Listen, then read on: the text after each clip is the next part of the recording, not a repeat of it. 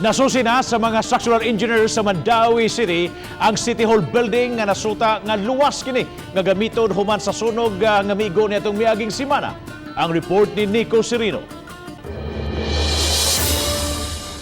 Kini na ang itsura sa opisina sa Sangguniang Panglungsod sa Mandaue human miulbo ang sunog Huwebes sa kadlawon. Nagusbat gyud ang opisina, cubicle ug mga lamesa sa mga konsihal sa Dakbayan. Nangaog daw ang ilang mga kagamitan. Hinuon gihangop sa SP nga wala ra maapil sa pagkaabo sa sunog ang opisina sa Sanggunian Secretary nga mao'y naghupot sa mga records sa opisina. Wa ra sab makan-i sa kayo ang buhatan ni Vice Mayor Glenn Bersede.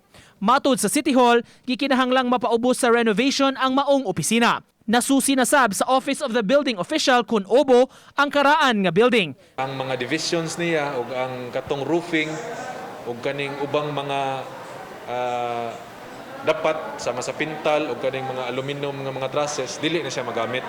So the whole structure itself pwede pa siya gamiton o pwede pa siya i-renovate. Matod pa, luwas ra nga gamiton ang istruktura apan gikinahanglan nga ayum-ayumon. The structural engineer of the Office of the Building Official and Engineer Common told me na as per evaluation nila, ang structure itself sa left wing sa presidensya, wala ra kay siya na kanang naguba o pwede pa siyang gamiton.